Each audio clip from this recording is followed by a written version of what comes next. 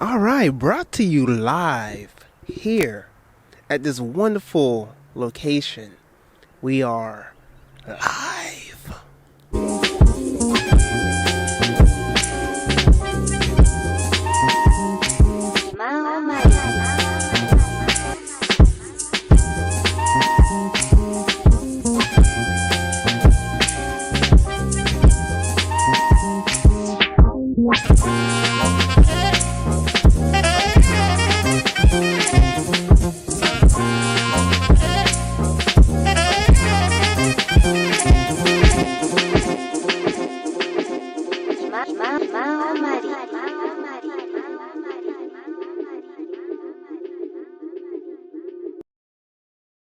What's good, everybody? If you're a first time viewer of my content of this video, make sure that you hit the like if you're on YouTube. Welcome to the Omnist podcast. Thank you for tuning in, especially if you're on Spotify, listening to me wherever you may be, on whatever particular platform you may be. So, haven't done a podcast in a minute, so I decided to give you a little update. All right, we're going to be dropping some knowledge. I don't have any pointers right now. Okay, so this is everything off the dome, everything from the spirit. Something just told me that today is the day that I just need to upload something, post something. And so I decided, why not today? All right, we're a week away from the spring equinox. As a matter of fact, it's going to be on Sunday. Okay, today's Tuesday. I'm recording this on Tuesday. And so shout out to everybody who be listening to my content, who be supporting me and just everything. I appreciate every last one of y'all who, take the time out of your day to just listen to little old me and watch me and appreciate the content that I put out on social media, Instagram, Twitter, whatever platform that I post on. Y'all are appreciated. Before I get into anything else, follow me on all social media platforms at The Omnist Roan. Check out my content on YouTube at The Omnist Roan. And get the merch. You see what's going on here, right? This is the Jester. The Jester. Let me make sure. Okay, we good.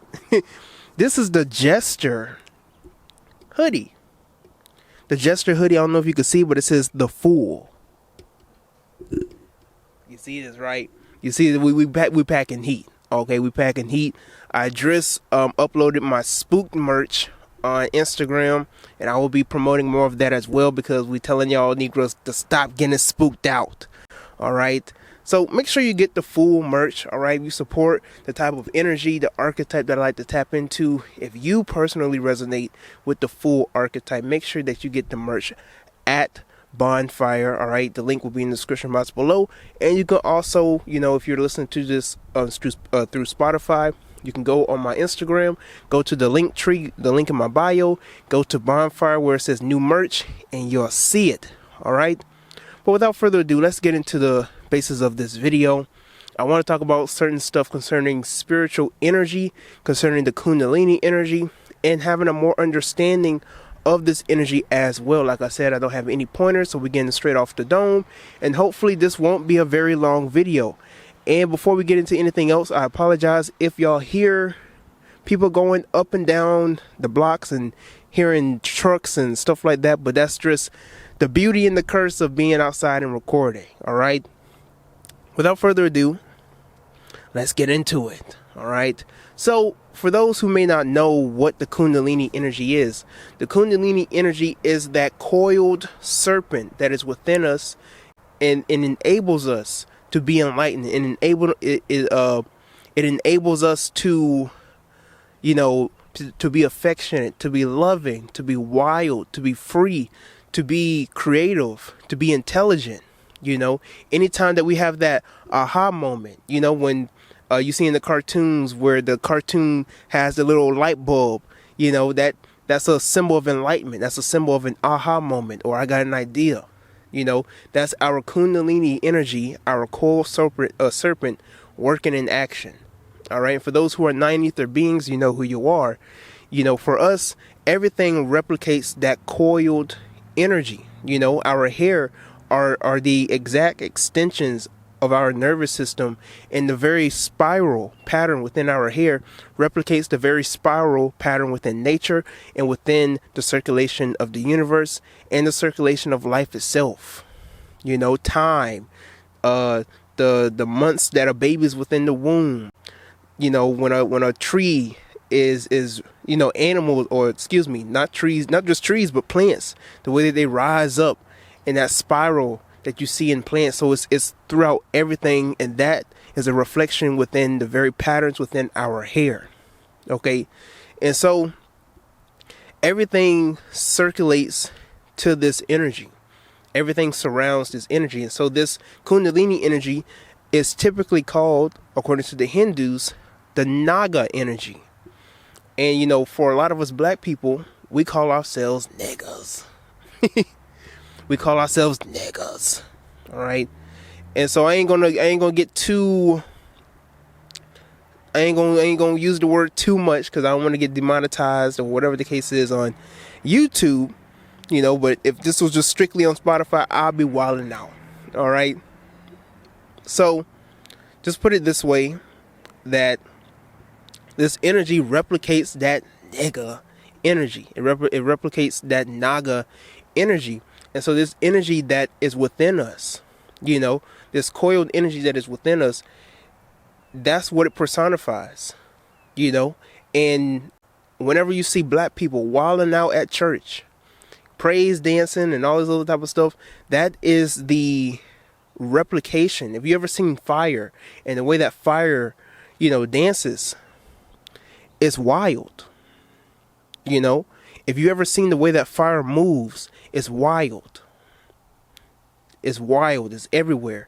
And so when you see black people dancing and screaming and shouting, as one particular passage that a lot of black people like to quote, when it concerns the church, it's like fire. David, they say that David had this awakening, this Kundalini rising, and he was like, it's like fire shut up in my bones, where he was dancing to such a point that he danced out of his clothes, this energy. And so you see that replicated with black people in the way that they praise dance, the way that they praise break, as we call it, stuff like that. And so this arousing of the Kundalini energy also is sexual energy as well. Something that also needs to be not just contained, but learned how to preserve it, and learn how to control it, and learn how to utilize it and express it all in one. So when you see a woman, doing her thing, and she's over here, just everybody got eyes on her. Especially the carnivals are coming back up. So you see these women out here, and they just beautiful personifications of all type of divine energies. That is a replication of that Kundalini energy. Some people think that there's just one specific way to express this Kundalini energy. No, the moment that you limit, the moment that you limit or put a limitation on how you can express this Kundalini energy, it's the same thing as religion.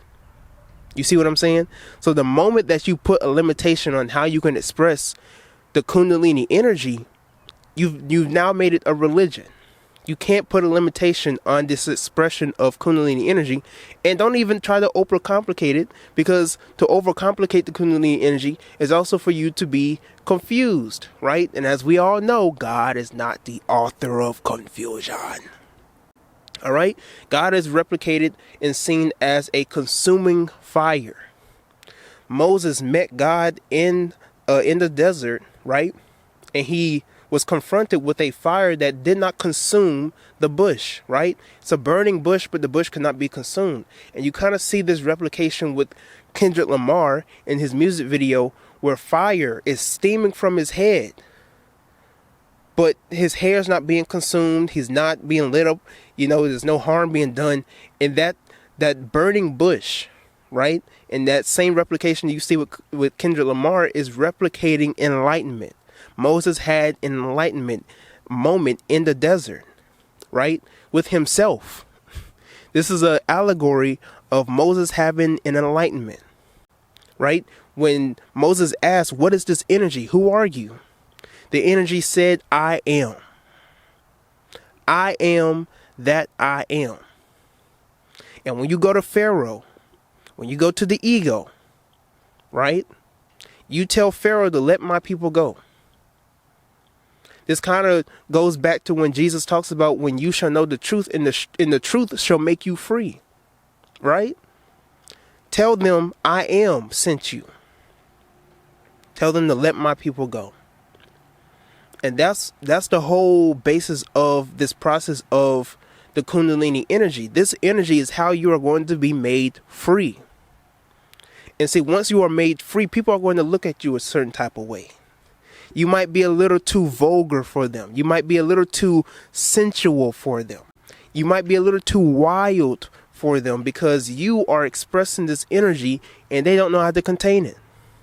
Some people, they try to express the energy, but it gets out of control because of their lack of understanding and their lack of self-control. That ain't got nothing to do with you, though. That doesn't stop you from attaining this energy and learning how to utilize the energy.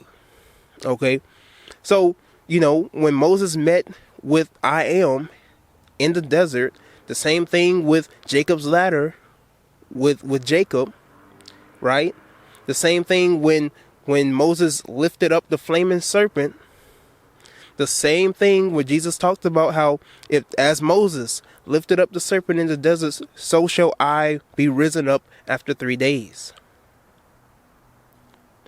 The same energy, and so this same Kundalini fire, as it talks about in the Greek mythology, how you shall rise up from the ashes like a phoenix. This energy that not Joseph, but this same energy that John the Baptist talks about, where he says that, I baptize you with water, but the one who comes after me shall baptize you with fire. So there's a renewal here. This lake of fire, as we all talk about and all this type of stuff, this isn't for you to be tormented forever. There is no heaven and hell. I'm sorry to break this to you, but the Bible does not speak about you going to a heaven or a hell. Please get that out of your mind. The ancient Christians and the ancient people of olden days did not believe in an actual heaven and hell that you will go to after you die. That was for entertainment, and that was also encoded for mystical purposes. Heaven and hell is as above, so below. Heaven and hell is your mind and the body. Heaven and hell is the condition, your life conditions throughout this world. But also, heaven and hell is dealing with energy. Okay? So, heaven is when you reach enlightenment. Hell is what you have to go through to reach heaven. Jesus had to go to hell for 3 days to then have power in heaven and on earth. Jesus went to hell. Yes. Jesus went to hell for 3 days and 3 nights to atone for the sins of the world. This is the renewal that we have to go through, where we have to go through the lake of fire, go through hell to reach enlightenment, to go to heaven. That's the whole basis of this conversation. So you being dipped into the lake of fire, you being baptized into the lake of fire, isn't for you to be tormented forever. This is how you have this special cleansing. This is how you are going to be renewed and made anew and pure, because you are going to be baptized into the lake of fire and come out new, clean, white as snow. That's what it's talking about. So this Kundalini energy is something that you need to utilize, that you need to learn how to process and learn how to use it. And you can be somebody to be reckoned with. Okay, some people call it the chi energy, and if you ever seen certain people, like certain monks, the Asiatic people in certain parts of Asia, and they have utilized this energy to such a point where they become, their bones and their body structure become a force, an unmovable force to be reckoned with. They punching through walls and bricks and stuff like that. They have utilized that Kundalini energy to such a point that they start to literally bend certain forces within the universe because of within. They have literally utilized their body as being the temple and sanctuary of this energy. To such a point, there are certain monks that can literally bring out that fire within themselves. Literally bring out that fire within themselves like a dragon. And you could do the same thing as well. Now, of course, that takes years to process, to do something to that extent. But you can start off with the basis of how you can utilize that energy today. That fire can be utilized for creativity. That fire can be utilized for discipline. That fire can be utilized to stay in accordance to consistency and being in consistent and constant, and to reach wherever you want to go in life. You know, you can utilize that energy to be the person that you want to be in this world. All it takes is within the mind. Now, I remember when I was growing up, and I used to have visions, and I used to have, visions and thoughts and dreams about this certain energy that kind of looks like a 7. And I could never put my finger on it, on what it was. And it wasn't until I got older that I looked at the Hebrew alphabet and I saw Resh. And I said, that's the symbol that I've been seeing ever since I was a little boy. So I looked it up, and I did more research, and turns out this Resh energy, or the letter Resh, this symbolizes the head. This symbolizes creativity. This symbolizes the fire within your brain, right? Because we have all 4 elements within our body. We have all the 4 elements within our body. So we have fire, earth, air, water. Most of our body is made up of water, right? But the way that our body functions and activates and moves and processes things is through light, fire. We're breathing every day, breathing air, and our body is made up of the earth. So we have all 4 elements. We need all 4 elements in order to live and process the things of this world and learn how to maneuver through this world. So you can't have one without the other. I remember I saw a video a long time ago of God is water. God is everything. Don't limit God to just water. I mean, they had a good little analysis about how God is watering in you. Don't limit God. The moment that you put a name to God, or the moment that you limit God to a religion or a certain way or a certain tradition in which you can try and reach out to this energy, you've now created a religion. Don't limit God. You're God. Express God. Continue to be God. You don't have to dress up a certain type of way and kneel a certain type of way and say a certain type of chant to reach enlightenment. You can utilize certain energies and certain enchantments and things that people have already created for you to reach the energy, but it's all based upon the perception of your mind, the perception of whatever you are conceiving here in your imagination. It is from the mind everything comes into existence. Most of the stuff that we see around us is because of the mind. The buildings, the TV, the television, certain animations and ideas and stuff like that. This microphone, the camera that I'm using right now, this tennis court here, all came from the mind. The mind is a beautiful thing to use once you know how to utilize it. The mind is all, and the universe is mental. But getting back to what I was saying before, never put a limitation on God. You are the direct manifestation of God. So who is anybody to tell you how to live your life? Think about that.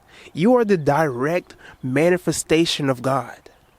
Whatever you want to call it, supreme essence of the universe, infinite reality, Allah, Yahweh, Brahma, Vishnu, whatever name that you want to call this force, is within you. And you are the direct image, the direct manifestation, the direct air and essence of that energy. So what do I look like following a 10 commandments? Right? What do I look like following a book? I created the book. The force, the same force and the same energy that's within me created that book, created that source. Now, of course, I can learn a lot about myself from the book. I can learn a lot about myself from a Vedas or from a Quran. But that's just the basics. Once you surpass the Bible, once you surpass the Ten Commandments and you surpass all ancient texts, now you are to be led by the Spirit. That is the whole point of your spiritual journey, is to be led by the Spirit, not by a book, not by a God, not by a certain principle in life, not by the church, not by a motto, by the Spirit. And you do this by knowing thyself. So yeah, I know I say that a lot, but a lot of people just need to come to an understanding of that. And a lot of people, when they get into their beginning stages of their spiritual journey, we latch on to a lot of things that we try to find self-identification in. So we get into our spiritual journey, then we cling more to crystals and tarot cards and all this type of stuff. Some of us, we cling more towards the Israelite faith, and some people cling more towards Lord, I can't speak. Some of us, we lean towards more the Kemetic mythology or Hinduism. And it's fine for us to have our own personal, prerogatives. It's okay for us to have our own personal favorites. We're always going to have a favorite color. We're always going to have a favorite food, favorite show, whatever the case is. So it's okay for us if personally Christianity is just the way that suits you in your personal journey. That's okay. That's fine. It's okay for you if you feel like that the way that you live your life as a Hindu or a Buddhist, listen, you being God, you have the right to do that. You being the direct manifestation of that energy, and you're more than God. You're more than just God, right? You're the creator. You're the I am. So you're more than just a God. You're more than just God itself. You created the very perception of God. You created the very perception of God. You are the creator, right?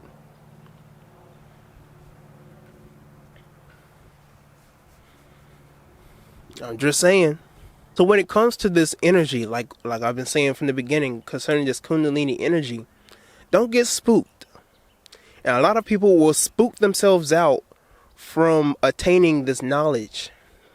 A lot of people will get spooked out and they will scare themselves out of their spiritual journey and go running back to the church. They will go running. I mean, they will speed walk and pace themselves back to the church. I know people personally. I've known women personally that have walked this journey and they've just went running back to the church. There were some people that I knew that, they were into this information. They were at least on the surface of it, and then somehow they just go going back to the church. Anybody who truly walks this walk of the middle passage in the narrow path that Jesus talks about won't go running back to the church, because you limit yourself to your very power, to your very glory, by putting a name and a stamp on how you should express this energy. Once you go telling other people that, oh, I used to be like that, and I used to express God like that, and I used to think this was the right way until I found out Jesus was the only way. No. You have now made spirituality dogmatic. Yes, you have. Everybody has a different way of expressing this energy, just like everybody speaks differently. Not everybody speaks English. Not everybody wears the same colors you wear. Not everybody looks the same. Not everybody dances the same. So how in the world can you believe that your way of God should be the only way? There is no just one way to expressing this energy. When you're on the dance floor, everybody's not dancing the same. but we're all dancing to the same tune, to the same beat. Not everybody speaks the same language. Not everybody likes the same type of music and shows and stuff that you like. So what makes you think that the way that you see God is the only way? This is when you make spirituality dogmatic, and you can't do that.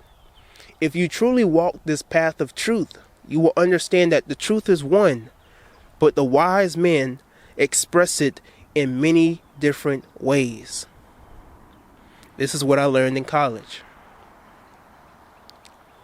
So you got to get out of the spook. Stop thinking everything that you're unfamiliar with is evil.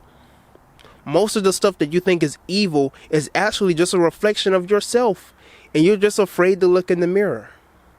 A lot of people, they get spooked out because, I have an admiration, or I have a love for satanic and Luciferian energy. And if you really just break down the word satanic and Luciferian, you have nothing to be scared of. Satanic, let's deal with the word Satan. It means adversary. David at one point is described as being a Satan, an adversary to Saul. David was satanic. Satanic has nothing to do with, it really don't have anything to do with spirituality, to be honest. It means just to oppose or to be an adversary against an opposition. To be in opposition, that's what it means. So to be satanic, when I relate Satanism to the Black Revolution movement, it was satanic because it was them going against tyranny. It was them going up against the system. It was them going up against the authority that was suppressing them and their way of living and the way that they saw themselves. So instead of thinking that black was evil and was cursed, we said black was beautiful. Black power.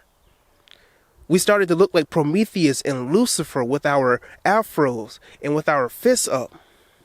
Black power. That was Luciferian. Lucifer, the light bringer. Lucifer, the light bringer. Prometheus bringing light and fire from Mount Olympus to the humans so that they could be advanced. That's what this energy is all about. Enlightenment, progression. That's all Lucifer was doing. Lucifer didn't want to be like God. Lucifer questioned God.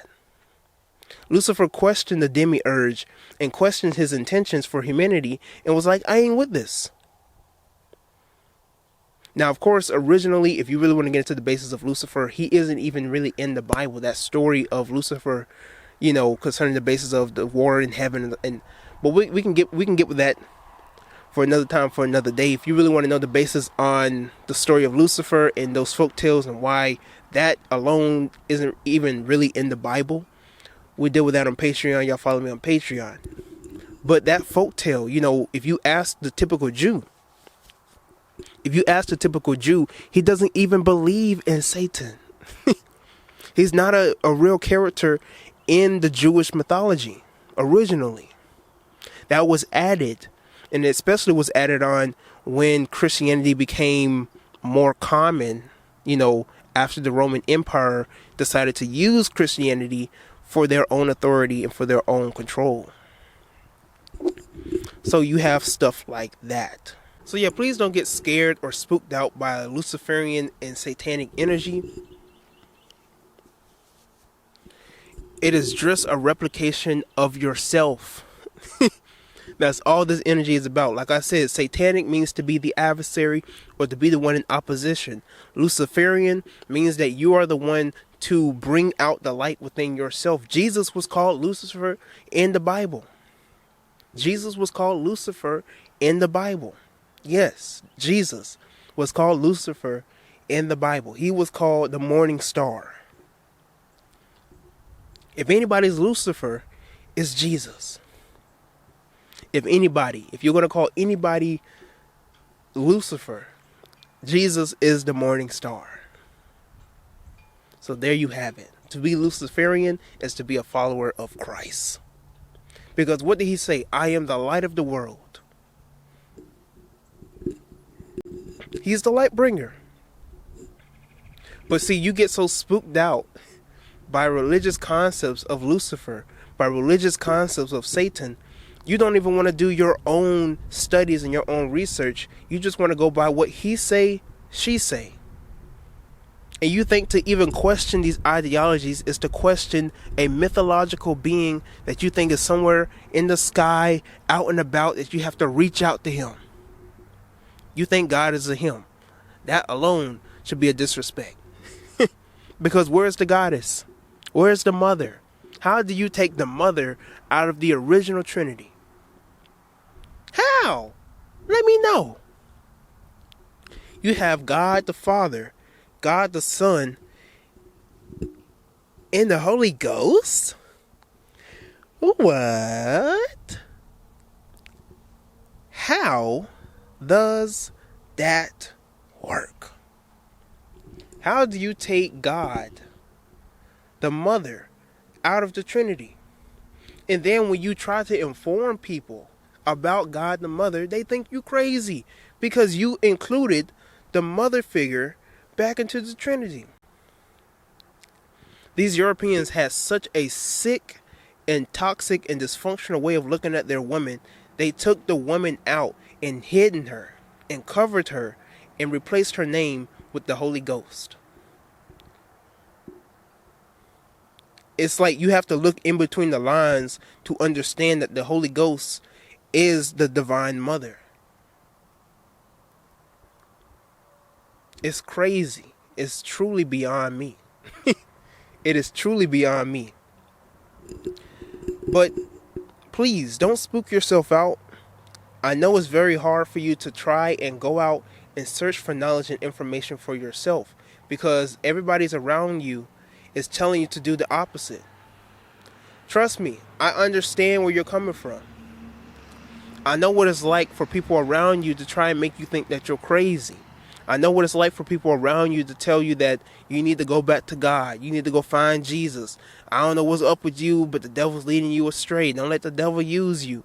I know what it's like for you to be minimized and to be degraded for wanting to look outside of the box you were placed in from birth. But you can't allow the distractions to get to you. You can't allow people to keep placing you back in the box. Right? You can't allow people to tell you, don't look up. Just keep digging. Just keep digging. Just keep digging. Just keep digging. Don't look up. That's what's going on here. And so that's what you have with religion and truly expressing and identifying the nature of this divine energy within yourself. And this is why they hated Jesus so much, because Jesus challenged religion. Jesus challenged the laws of Moses. He challenged the Pharisees. This is why they hated him so much, because Jesus surpassed the law. He said, I fulfilled it. I fulfilled the law. I am the end of it. That's why they hated him so much, because he surpassed it. He was moving on to something spiritual. And that's what you have to do. You have to surpass all the trends and what you need to do this and that and all this type of stuff and calling yourself this and that. I'm the Omnist Rome because I can see truth in many different ways, and I can have respect for truth expressed and interpreted in many different ways. That's why I cling to this perception of omnism, because there's many different ways to interpret and express truth. Truth is expressed in many different ways, and that's what omnism is. It's like you going to school and learning different curriculums in order for you to advance to the next level. This all goes back to your Kundalini energy. And concerning sexual energy, a lot of people are spooked out by sexual energy just as much as they are trying to find enlightenment. Because as soon as people get a little bit of the taste, I don't know if y'all can hear that truck. Oh, that's a big truck. Anyways, I don't know which one of y'all might be a little spooked out a little bit by, the sexual energy that a lot of us have and that we just refuse to tap into, but it's there, And I can't tell you how many Christian women I have seen, Christian men as well, but especially the women I have seen on social media, on TikTok, especially on YouTube, have this confliction within themselves of just masturbation. There are women on social media, on YouTube, that talk about their confliction with self-pleasure. The Bible have them so messed up. Religion has them so messed up. I can't even just say the Bible, right? The religion has them so messed up that they feel bad. They feel ashamed for self-pleasure. They feel bad and ashamed for fantasies that they have in their mind. By nature. That's what religion has done. Is they have cut them off from their energy. You can't be spooked up by the energy. You know, I was having a conversation with one of my friends today about this energy. And she was talking about like she's at a point now where she feels like that she has to be abstinent or celibate. And I just truly feel to be abstinent and to be celibate are two of the stupidest things you could be in life. That's just me personally. All right, that's just me. I'm sorry. But if I understand these terms correctly, and let me just look it up just so I won't be out here looking stupid. Man, let me ask Google real quick, okay? What is abstinent?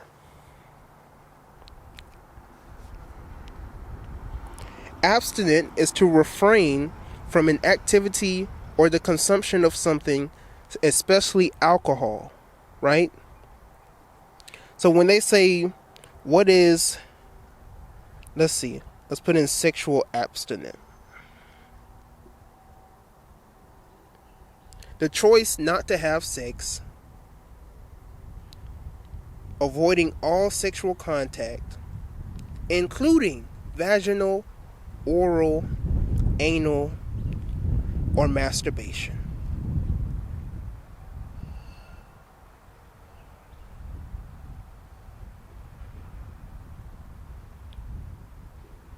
That is crazy.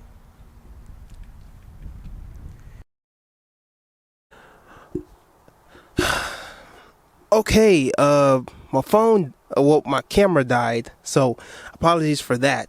But I did some more research on abstinent, and turns out it differs for certain people, but it can also include having no self-pleasure. Now, like I was saying before, right? It's stupid. This is just me personally, and let me just express my way of seeing things. I'm a very sexual person. All right, I'm a very sensual, erotic person. It's just who I am. It's in my being. So when me and my friend was talking about this, she was like, I just need to find a man who, really has his life together and it has God. I told her, I was like, I carry God everywhere I go. I carry God everywhere I go. She looked at me crazy. She was like, what you mean? I said, anytime a girl meets me, she cries out to God. Okay? I carry God every day. I carry God every day. Okay? I carry God every day. Don't get it misconstrued. I carry God every day. Every time she meets with me, she screams God. Okay? I carry God every day.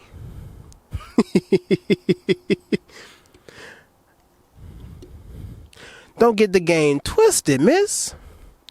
I carry him every day. I carry God with me every day. Don't get it twisted, ma'am. But, on a serious note, a lot of people have a misunderstanding about this energy. So they feel like if they cut themselves off from the energy, that they'll live a holier and a more righteous life and to be more content, right? But they're always going to have that desire. They're always going to have those moves and that drive.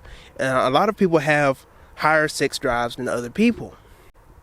What you need to understand and know is how to utilize and learn how to express these energies in healthier outlets than just clinging on and hopscotching to the closest person that you can find. You know, there are healthy ways to be promiscuous. There are healthy ways to be sexual. There are healthy ways to have multiple partners. People do it all the time. So if you want to, you know, expand your sexual life in that range, educate yourself. You know, educate yourself. Have the right people on your roster to do these type of things.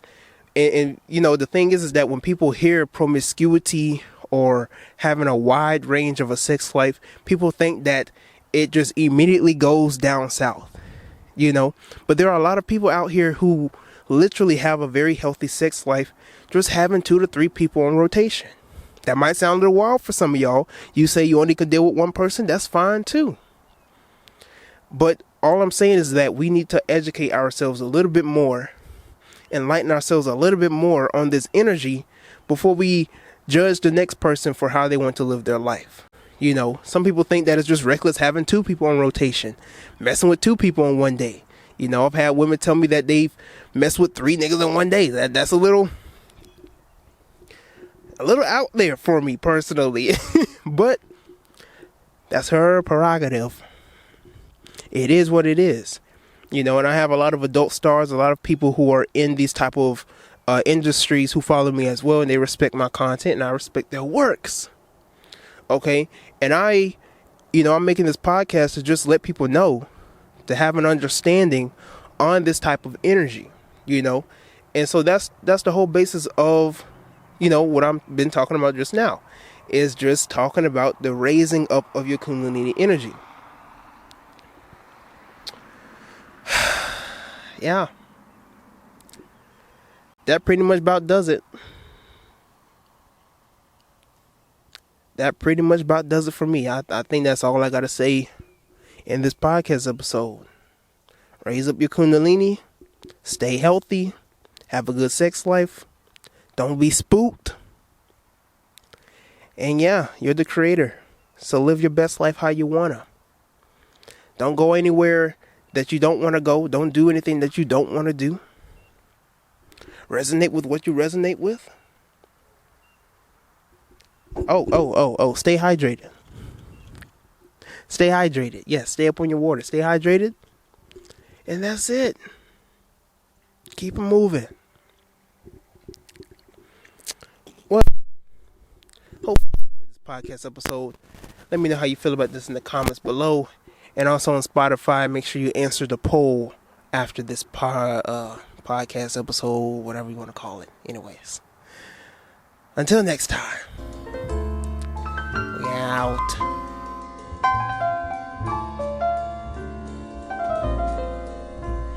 The waves brought me a song in the night that spoke in the softening light, words of a lonely one, unknown, caught in the darkening sea, whispering mysteries. Where can that poet be? Remote from my castaway island, he lets his poems drift on the sea. Immersed in the warmth of the current, they touch the deep